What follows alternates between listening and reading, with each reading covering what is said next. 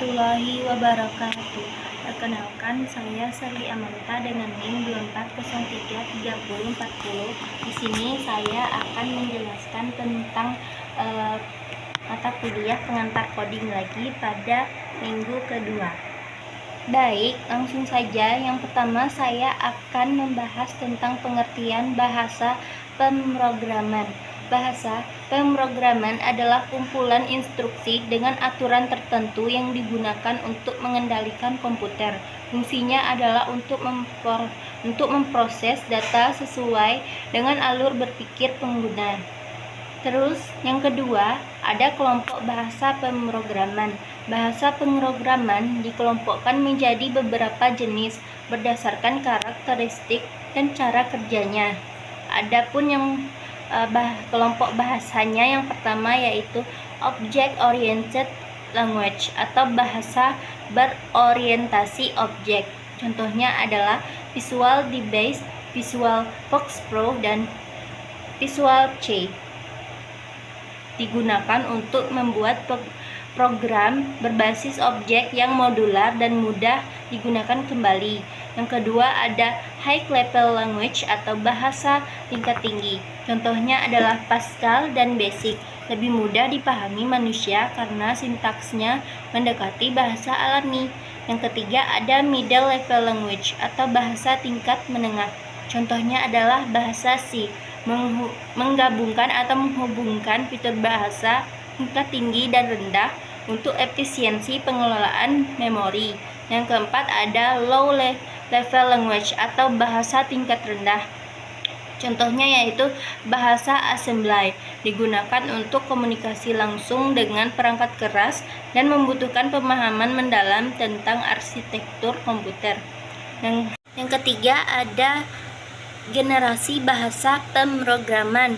Bahasa pemrograman juga dikategorikan berdasarkan perkembangannya. Berdasarkan generasi pertama ada Machine Language atau bahasa mesin yang langsung dipahami komputer, biner 0 dan 1. Contohnya kode biner spesifik untuk CPU tertentu. Generasi kedua ada Assembly Language, menggunakan kode simbolik yang lebih mudah dipahami dibanding biner. Contohnya assembler yang menerjemahkan kode assembly ke bahasa mesin. Generasi ketiga ada High Level Programming Language, lebih mudah dipahami manusia dibandingkan assembly. Contohnya C dan Pascal. Yang keempat ada generasi keempat atau Fourth Generation Language, 4GL, didesain untuk mengelola data yang lebih cepat dan efisien. Contohnya yaitu SQL, digunakan dalam basis data. Generasi kelima, Programming Language berbasis OOP dan Web Development, berfokus pada pemrograman berbasis objek dan pengembangan web. Contohnya Java, Python, JavaScript, dan PHP. Oke, next kita lanjut ke bahasa pemrograman yang umum yang digunakan. Bahasa pemrograman kelompok berdasarkan penggunaannya dalam berbagai bidang. Ada yang pertama ada bahasa pemrograman umum atau general purpose yang digunakan untuk berbagai jenis pengembangan perangkat lunak. Contohnya Python itu fleksibel, mudah dipelajari, populer dalam AI, data science, dan web development. Terus ada JavaScript, utama dalam pengembangan front-end dan back-end web. Yang selanjutnya ada Java, banyak digunakan untuk aplikasi enterprise, mobile atau Android dan back-end.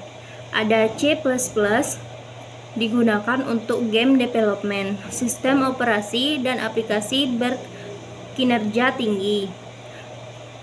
Ada yang kedua itu bahasa untuk web development, digunakan untuk membangun dan mengembangkan situs web. Ada HTML, CSS, itu untuk membangun struktur dan mendesain web. Terus selanjutnya ada PHP, banyak digunakan untuk backend web atau WordPress atau Laravel. Selanjutnya ada Ruby, framework Ruby on Rails, populer untuk web development. Ada TypeScript, versi JavaScript dengan fitur tambahan. Yang ketiga, ada bahasa untuk data science atau AI, digunakan dalam analisis data dan kecerdasan buatan. Ada Python atau library seperti TensorFlow, PyTorch, Pandas, scikit-learn. Ada R, fokus pada analisis statik dan visualisasi data.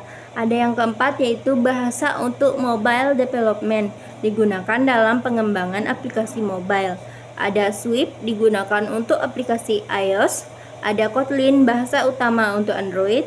Dan ada Dart, digunakan untuk Flutter untuk aplikasi cross-platform.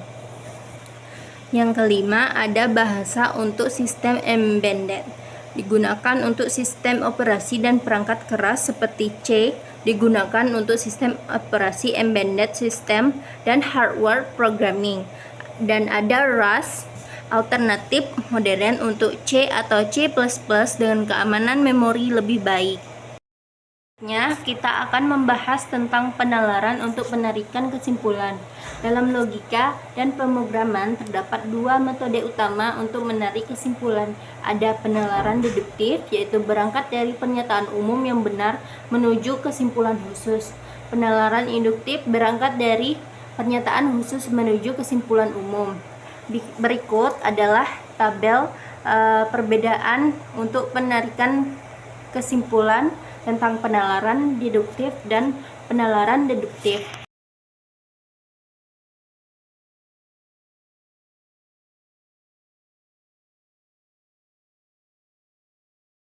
Contoh penerapan algoritma pemrograman.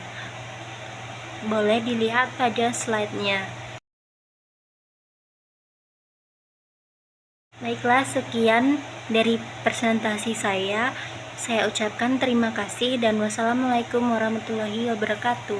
Sampai jumpa di penjelasan berikutnya.